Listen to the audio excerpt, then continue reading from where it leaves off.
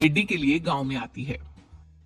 आइए आइए मेहरबान कदरदान, खाइए रोहड़ा के ताजे ताजे केले। कभी खाए नहीं होंगे ऐसे केले। पीले पीले केले खाइए। ये कहकर रोहड़ा हाथों में 4 केले लिए उन्हें सर्कल में जोर जोर से हवा में उछालती हुई करतब दिखाती है, जिसे देखकर आसपास के सारे बच्चे अपने अपने मम्मी पापा से उस औरत के पास जाने की जिद करने लग जाते हैं। पापा, ऐसा तो सर्कस में बॉल से होता है ना, ये आंटी तो केले से कर रही है। चलिए ना पापा, देखते हैं। रोहड़ा एक पतली सी तार पर चलती हुई केलों से करतब दिखाती है। आते जाते सभी लोग बाहर रुककर उसकी करतब देखते हैं और वाह वाही करते नहीं थकते। जैसे ही एक आदमी पास आकर उसे पैसे देने लग जाता है, तब वो कहती है, अरे नहीं नहीं साहब, मैं करतब तो बच्चों के मन को बहलाने के लिए करती हूँ। धंधा तो मेरा केले का है। पीछे देखो मेरी रेड्डी, जो भी मेरे केले खाएगा मेरी तरह चुस्त दुरुस्त और तंदुरुस्त हो जाएगा। पता चलता है क्या कि मेरी उम्र 55 की है। अरे पर ऐसे ठंड के मौसम में कोई केला क्यों खाएगा? ये ऐसे वैसे केले नहीं है साहब, ये शरीर में गर्मी देते हैं। ठंड को दूर भगाए जो भी रोहिणा के केले खाए। पापा, अगर मुझे केले नहीं मिले तो मैं घर नहीं जाऊंगी। तभी उसके पापा कहते हैं कि बेटा, केले ठंड में कभी गर्मी नहीं देते। ये सब कहने की बातें हैं, सामान बेचने का तरीका है इनका। पर पिंकी नहीं मानती। मैं केले खाऊंगी। पिंकी की जिद के आगे नत्थू हार जाता है और उसे केले खरीद कर दे देता है। पिंकी खुश होकर केले घर ले आकर खाती है। अब मैं भी करतब करूंगी, कितना मजा आएगा। जादुई केले। पिंकी पहला केला खत्म भी नहीं करती कि वो बेहोश हो जाती है। दूसरे केले से एक काला धुआं आता है और रोहड़ा चुड़ैल बनकर बाहर निकल आती है। मेरे भूतिया केले बच्चे न खाए, ऐसा हो ही नहीं सकता। जादूपुर वालों, कब तक बचोगे?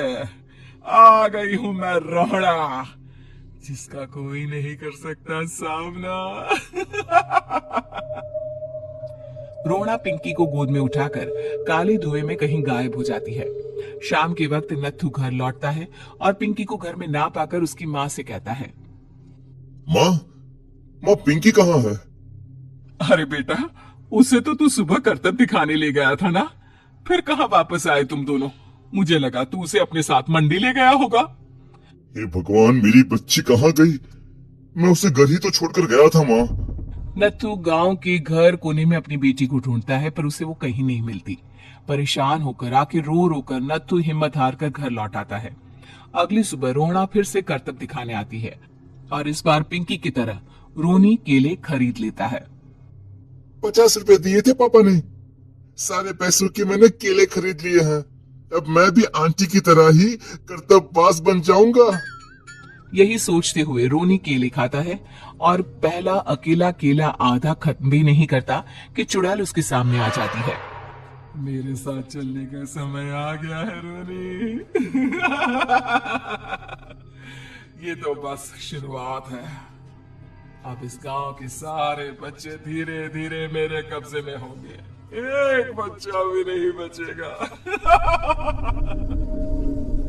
ये कहकर रोना रोनी को गोद में लेकर काले धुएं में अदृश्य हो जाती है। इसके बाद हर रोज गांव में से कोई ना कोई बच्चा गायब होता, पर ऐसा क्यों हो रहा है किसी को भी समझ में नहीं आ पा रहा था।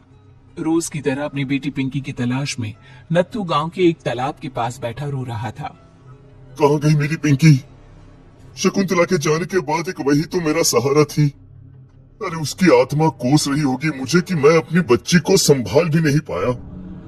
नत्थू ये कहता हुआ रो ही रहा था कि तभी तालाब में से उसे शकुंतला की आवाज सुनाई देती है। कहाँ कहाँ कहाँ थी तुम शकुंतला? हमारी बच्ची और सारे गायब हुए बच्चे रोहड़ा के कब्जे में हैं। वो बच्चों को जो केले देती है उससे बच्चे बेहोश हो जाते हैं और उसके कब्जे में आ जाते हैं और वो उन्हें ले जाकर काली दुनिया में ले जाती है। पर वो ऐसा क्यों कर रही है? ये मैं नहीं जानती, पर उस दुनिया का रास्ता मैं आपको बता सकती हूँ। जहां ये नदी खत्म होती है वहां एक केले का पेड़ है, उसके नीचे एक दरवाजा है। वहीं से रास्ता जाता है उस दुनिया का। ये कहकर शकुंतला की आत्मा गायब हो जाती है। गांव के सभी लोग झुंड बनाकर उसी रास्ते से काली दुनिया में चले जाते हैं और वहां देखते हैं कि सारे बच्चे वहां काम कर रहे थे। पापा मुझे ले चलो यहाँ से। पापा पापा। सभी बच्चे अपने मम्मी पापा से लिपट जाते हैं। तो तुम लोग यहाँ तक आ गए? क्यों हमारे बच्चों को पकड़ लिया तूने? तुझे शिकारी बनाना है तो ले, हम सब आ गए हैं, हमें खा ले। नहीं, मुझे बच्चे चाहिए। मेरे बच्चे के बदले तुम लोगों के बच्चे। क्या मतलब?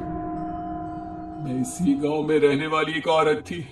केले की चोरी के इल्जाम में मेरे बेटे को गांव वालों ने इतना मारा कि वो मर गया। उसी दिन मैंने ठान लिया कि गांव वालों का भी वही हाल करूंगी। कुछ दिन बाद बेटे के चले जाने के दुख में मैं भी मर गई और मेरी भटकती आत्मा एक चुड़ैल बन गई। और फिर मैंने बदला लिया तुम सबके बच्चे छीनकर। बर्दाश्त नहीं कर पाए ना, सोचो मुझ पर क्या बीती होगी। हमें माफ कर दो रोना। पता नहीं है किसकी गलती थी, पर हम सभी माफी मांगते हैं। हमारी खुशियां लौटा दो, तुम भी तो एक माँ हो। गांव वालों की बात सुनकर रोना का मन पिघल जाता है और वो बच्चों को छोड़ देती है। उसके बाद काली दुनिया बच्चों के लिए जादुई दुनिया